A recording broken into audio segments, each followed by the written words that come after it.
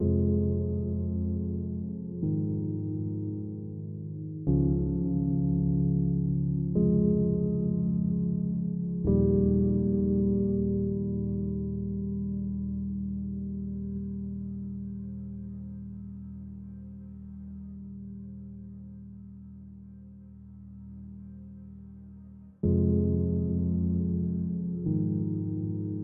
середине лекции попрошу, чтобы все мы помолчали минуту или две.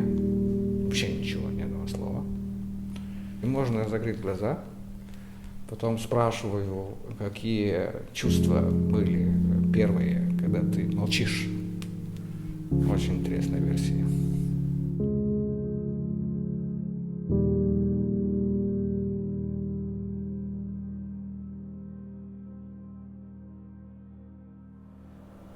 — 1973 год — это первые кадры, которые были сделаны мною. Если сосчитать, сколько времени я снимаю, это очень много лет я с фотографией, поэтому я хорошо чувствую себя в этом процессе. Я уже нашел себя каких-то 10 лет, 15 лет тому назад, когда уже открылись эти ворота европейские. Приехали критики и галеристы, которые увидели работы. Нас несколько людей, которые до сих пор снимают, назвали интуитивными концептуалистами. Интуитивный концептуалист. Это так назвали, не зная все-таки, что нету интуиции. Просто у меня замысел уже давно был.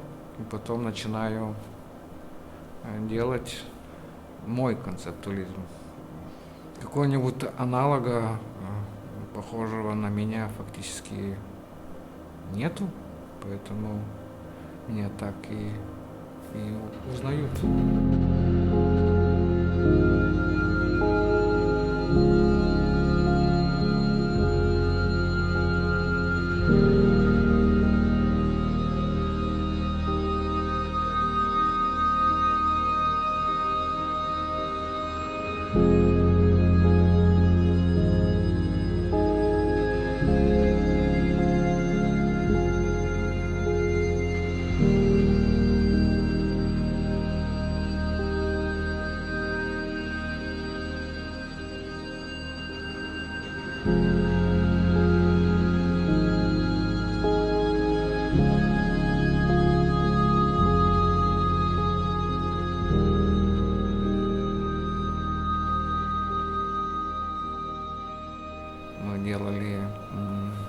Снимали на позитивный процесс этот дуб. Никто не имеет этого ракурса и точки, никто не имеет этого дуба, только я. И поэтому память, которую я оставляю уже в серебре, всегда будет важен тому, который прочитает то, что я хотел оставить как информацию.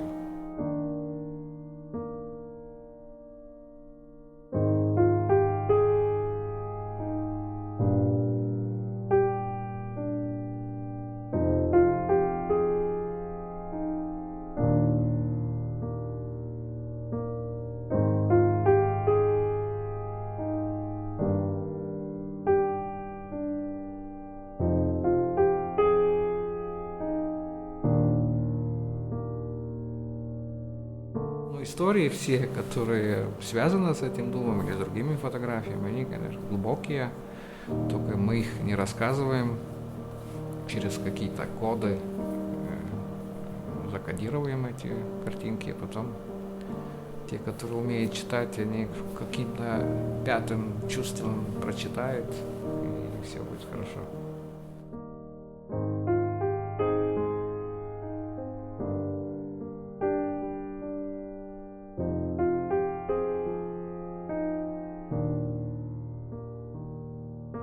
Уже все фотографии, которые сделаны, они уже мне не принадлежат. Фактически я очень близко их стою, но я тоже такой самый зритель, как и все другие. Только я знаю, что от первой фотографии до последней фотографии есть цепочка, которые одни переходят с одной стороны, ну, с одной уровня в другой уровень, как расширяется пакет, луп. И все они мне важны, потому что если не были бы важны, я бы сейчас не ждал бы другого вопроса, что я еще могу сделать.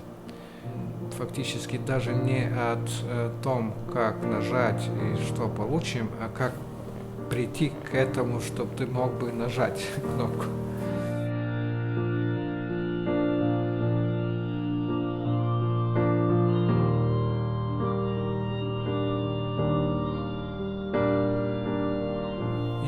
И это так вроде бы в движении. Фактически мы с утра поднимаемся с солнцем, что-то делаем, куда-то неясно куда спешим, но очень мало времени подумаем, что может быть есть еще что-то, что тебе важно, что тебе кажется, что важно, то ты сейчас делаешь, а может еще что-то есть важнее.